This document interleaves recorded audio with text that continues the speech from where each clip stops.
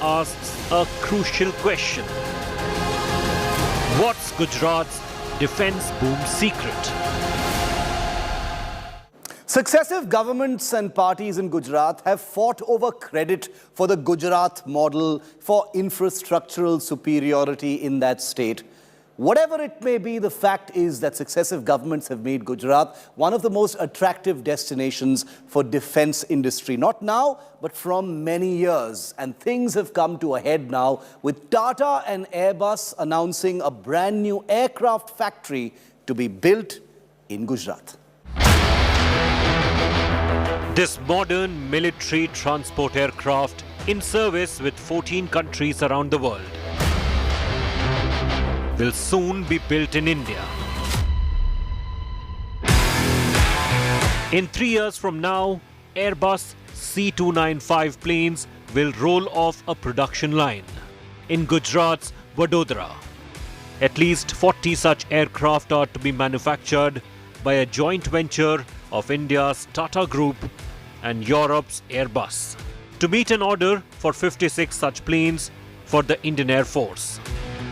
It was in October that the Ministry of Defence ended all suspense and announced the location of the new aircraft facility.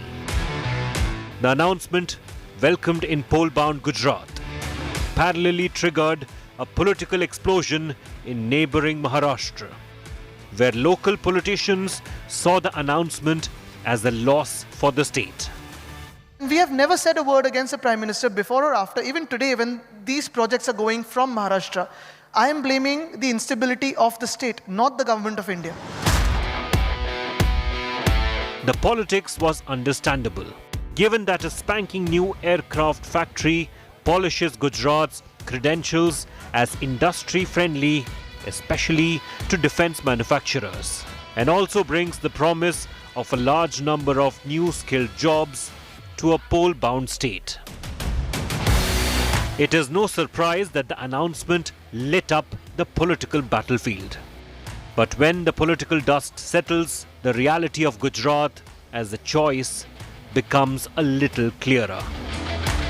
Tata, the Indian partner in this mega project, was always going to choose between Telangana, where it already does major industrial manufacturing work for the global aerospace sector, or Gujarat, where it had already scouted sites for the intended ground-up aircraft manufacturing facility. While Maharashtra has been a solid partner to industry, especially around the Pune belt, the choice of Gujarat is not surprising. Good roads and infrastructure, access to port facilities, and an upcoming Gujarat Defence Corridor has meant Gujarat has positioned itself strongly as a defence industrial hub for India. In a few years, when the first C295 jets begin rolling out of the Vadodara facility, the state will have already benefited economically and with the spillover effect of more industry lining up to set up base. And for the upcoming election, don't be surprised that the powers that be milk this fact to the hilt.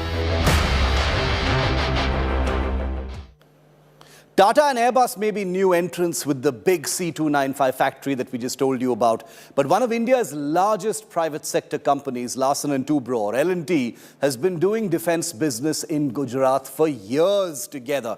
And one of their newest projects from a few years ago is rolling out one of India's most cutting-edge artillery systems already in service with the Indian Army in the operational areas of Ladakh. Take a look at the site in Gujarat providing these weapons.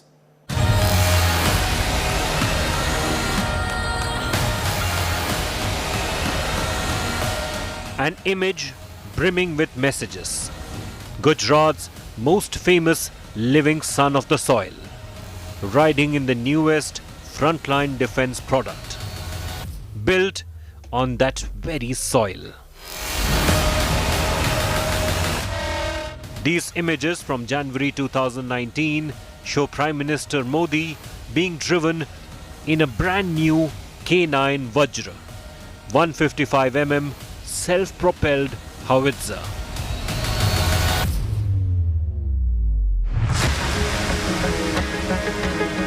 This Larsen & Toubro facility, situated in the Hazira suburb of Gujarat's Surat, has manufactured 90 such guns and delivered them to the Indian Army. A large number of these guns have been deployed in eastern Ladakh. A true trial by fire amidst the ongoing standoff with China. So happy is the Indian Army with the product, in September it ordered 100 more of these guns from the Hazira factory. Keeping the facility buzzing and providing a large window of opportunity for Gujarat to become an industrial hub for artillery gun manufacture. Speaking of Ladakh, the K9 facility is also looking to meet an Indian Army requirement for light mountain-friendly tanks capable of being deployed in Ladakh.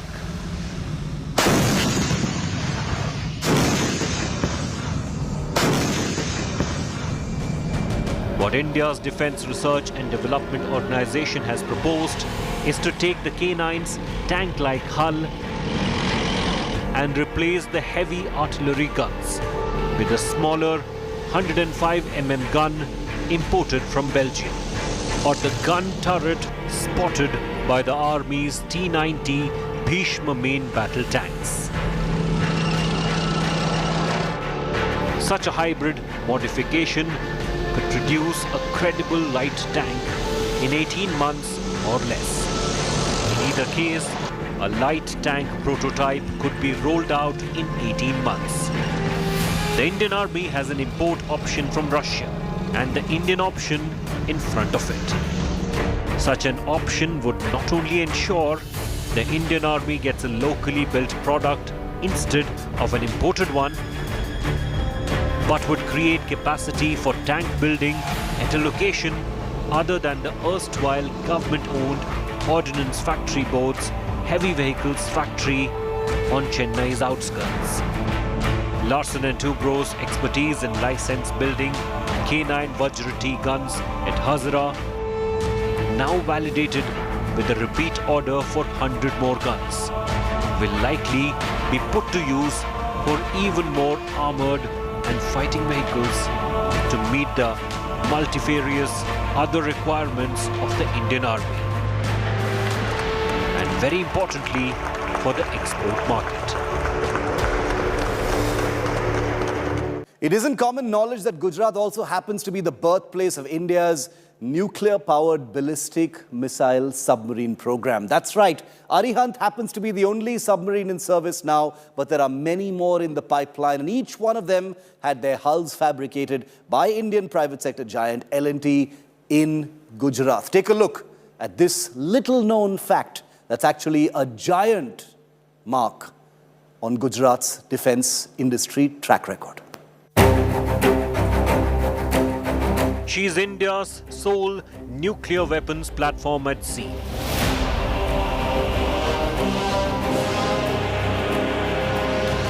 INS Arihant, India's first nuclear-powered ballistic missile submarine.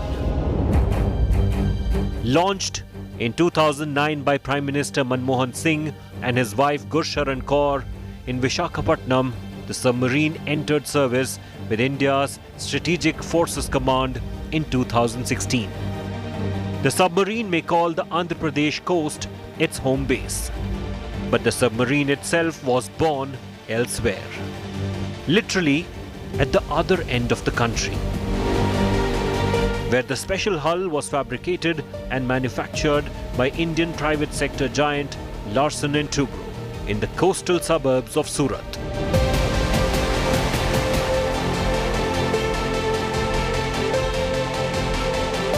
Battle Cry recently reported that while INS Arihant has remained on a lonely nuclear patrol for years, it will soon be joined by its sister submarine, the improved, upgraded and more capable INS Arighat. That submarine also began its journey in Gujarat's Hazira. before now being finished up at the Shipbuilding Center in Visakhapatnam.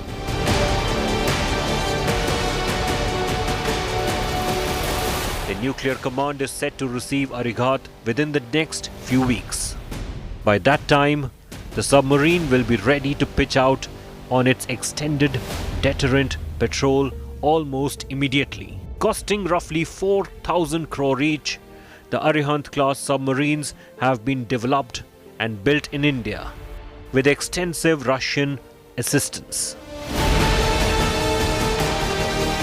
Their complicated manufacturing finding a cradle in the well-worked industrial hubs on the outskirts of Surat city.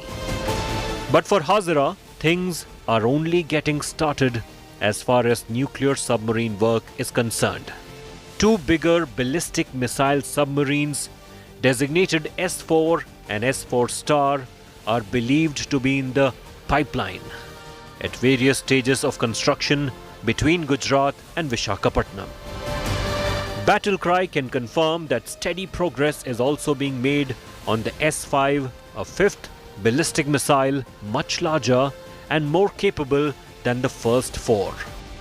At 13,500 tons, the S5 will be twice the weight of the Arihant-class submarines and armed with 12 nuclear-tipped missiles. But probably biggest of all for Gujarat is a 96,000 crore rupee project to build 6 of India's first indigenously constructed nuclear-powered attack submarines. The project involves a final design clearance in Gurugram, nuclear reactor construction in Kalpakkam, hull fabrication in Gujarat's Hazira, and assembly and sea trials at the Shipbuilding Center in Visakhapatnam. It will take over a decade for the first 6,000-ton submarine to enter the waters. By the time the first of these sharks hit the water, Gujarat's Hazira will have been transformed into a comprehensive hub for nuclear submarine manufacture. Gujarat goes to the elections in just a few days from now. And that's the reason why Battlecry decided it's a good time to shine the light on defense industry. Thanks for watching.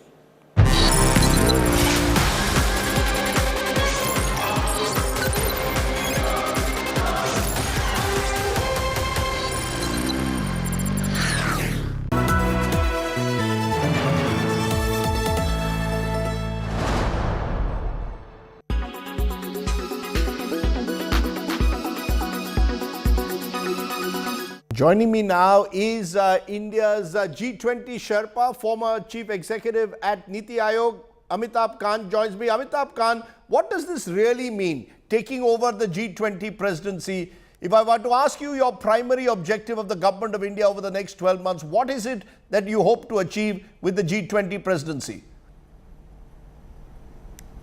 So Rajdeep, G20 is important because it accounts for about 85% of the global GDP and about 75% of the global trade. It also accounts for a third of the global population. Now, in the past, if you look at it from the history of GDP of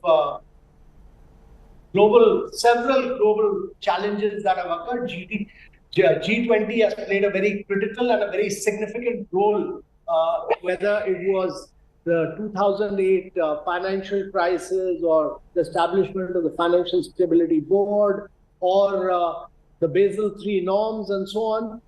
More than that, it brings together all the top leaders of the world. And if challenges which the world is confronted with today, the challenge of slowing down of growth, of 200 million people having been pushed below poverty line, of 100 million people having lost their jobs due to COVID, or climate action and climate finance, or the global supply chains having been disrupted, or global debt, I think there's no other body other than the G20 which can bring global consensus for action.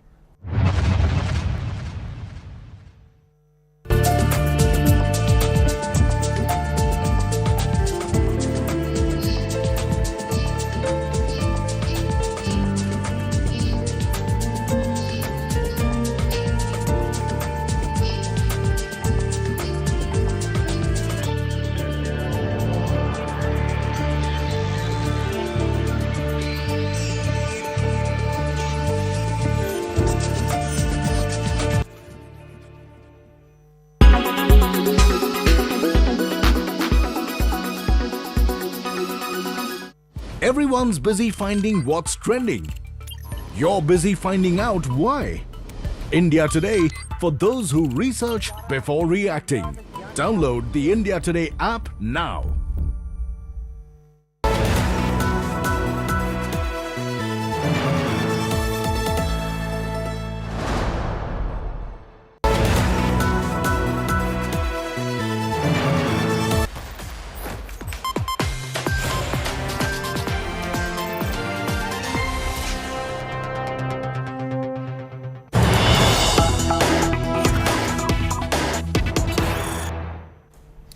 And we've got some breaking news coming in from Kolar district in Karnataka. A shocking news break. A vice principal of a school there has been accused of thrashing Dalit students who allegedly drank water out of the common water container. This isn't the first time it's happened in the recent past in the country. Students reportedly beaten up with a fiberglass pipe by the vice principal of this particular college. Not school, I beg your pardon, a college.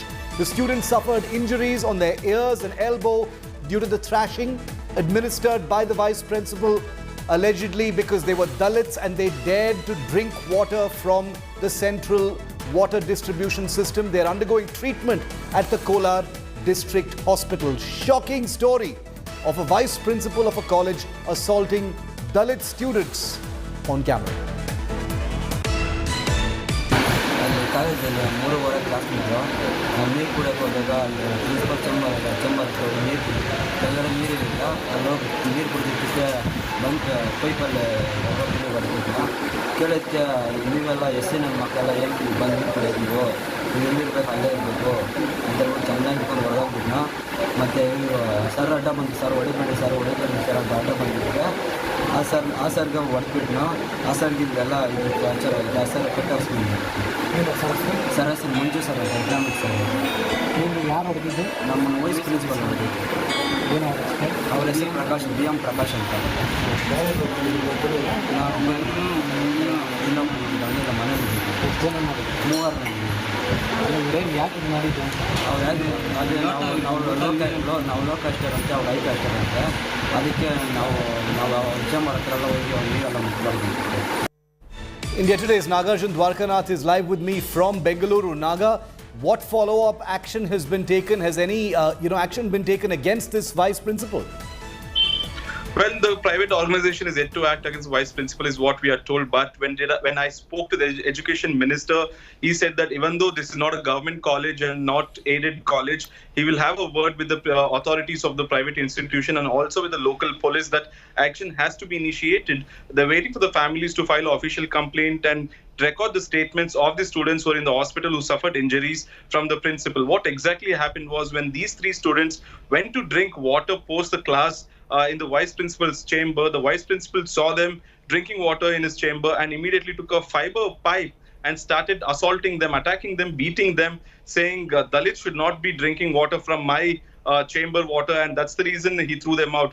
And fortunately for the students, an economics teacher also intervened saying, sir, how can you hit them? These are children, these are kids. During the spat there or the argument, the vice principal also assaulted the economics teacher is what we are told. He also is undergoing some treatment with minor injuries, but the students have suffered injuries on their ears and their face and their hands as well. So you can see the marks clearly of them, and they are also admitted to the hospital. They gave an interview to the media, but another bizarre and controversial situation in Kolar where Dalit students have been targeted for drinking from vice principal's chamber. We'll be making sure that the government acts, because even though this isn't a government college, this is a violation of existing provisions of the Indian Penal Code. Thanks very much, Naga, for joining us on that story. The education minister has said action will be taken. We will hold the government to it, and we'll update you on that story. Meanwhile, the boundary dispute that Karnataka currently has going with neighbouring Maharashtra has seen its latest flashpoint just a few months before elections in Karnataka. But amidst this comes a new showdown over the installation of a Chhatrapati Shivaji Maharaj statue in the coastal city of Mangalore. The Congress has objected to this proposal, claiming if any statue is to be erected, it should only be that of a freedom fighter from Mangaluru or the coastal parts of Karnataka. Take a look.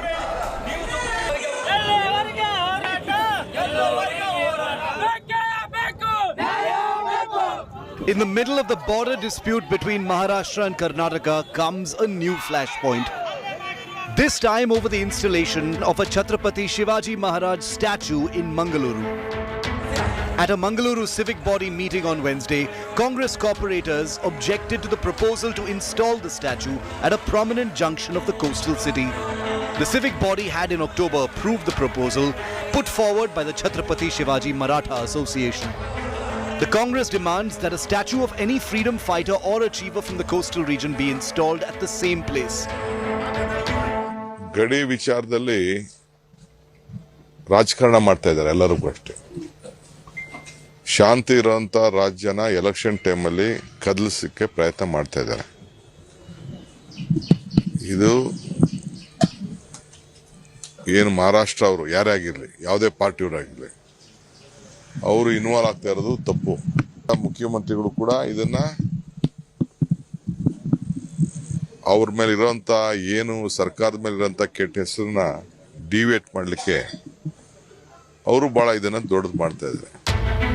The BJP has countered Congress criticism, saying Shivaji should not be limited to Maharashtra. The party insists it will go ahead with the statue installation. ಇವಾಗೆಲ್ಲ ಯಾಕೆ ವಿರೋಧಿಸ್ತಾರೆ ಅಂತ ನನ್ಗೆ ಅರ್ಥ ಆಗ್ತಾ ಇಲ್ಲ. ಭಾರತದಲ್ಲಿ ಶಿವಾಜಿ ಅವರು ಮಾಡಿದಂತ ಕೊಡುಗೆಯನ್ನ ನಾವೆಲ್ಲರೂ ಕೊಂಡಾಡ್ತಾ ಇರುವಂತ ಸಂದರ್ಭದಲ್ಲಿ ನಾವೆಲ್ಲರೂ ಮೆಚ್ಚುಗೆ ವ್ಯಕ್ತಪಡಿಸಿದ್ವಿ. ಅವ್ರು ಯಾಕೆ ವಿರುದ್ಧ ಮಾಡ್ತಾ ಇದ್ದಾರೆ ನಮ್ಗೆ ಗೊತ್ತಿಲ್ಲ. ಹಾಗಂತ ನಾವು ಅದೊಂದು ರೀತಿಯ ಪ್ರವಾಸೋದ್ಯಮಕ್ಕೆ ಕೂಡ ಒಂದು ಒಳ್ಳೆಯ ಒತ್ತನ್ನು ಕೊಟ್ಟಿರ್ತಾರೆ.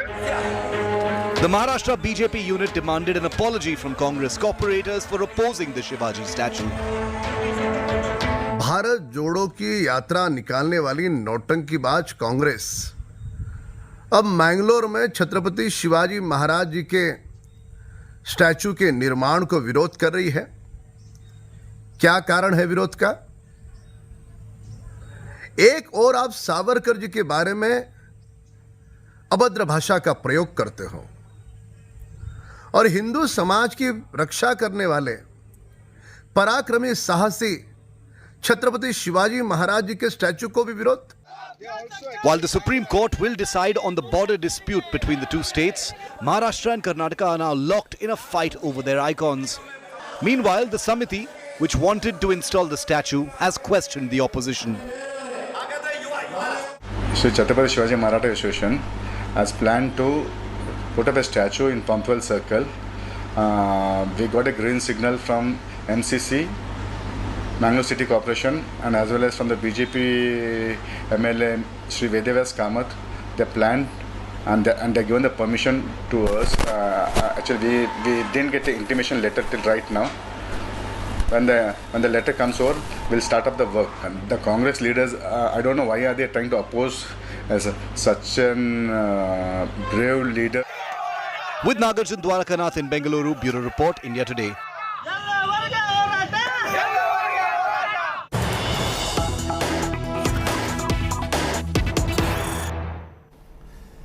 And first images coming in of Nora Fatehi as she leaves from the Enforcement Directorate after 5 hours of grilling. Let's put those pictures full screen on our television screen right now. Nora Fatehi, remember, is being questioned with regard to the Sukesh Chandrasekhar Bollywood con scandal. The star actor was grilled for 5 hours today, and these are images of her leaving from the Enforcement Directorate. Let's just get some sound in. Nora, did you receive from 1 minute? Once I can move the mic from my face. Thank you. Nora, did you receive from Sukesh Chandrasekhar? No. Bye. Thank you. Take care. Bye. That was Nora Fatehi, who is leaving the ED office at this point.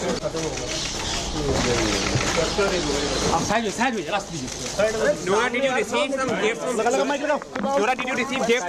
Nora, did you receive gift from 1 minute? Once I can move the mic from my face. Thank you. Nora, did you receive gift from Sukesh Chandrasekhar? No. Bye. Thank you. Take care. Bye. Okay, so Nora Fatehi there, not saying anything. She says no in response to a question. A journalist asks her, do you receive any gifts from Sukesh Chandrasekhar, if I heard it right? She says no and says bye and jumps into a car and leaves. She's been questioned for about 5 hours today. Not the first time that Nora Fatehi has been questioned. Let's just play out that sound once more. You don't hear Nora Fatehi very often in regard to the Enforcement Directorate case against her. Let's listen into her voice once more. 1 minute.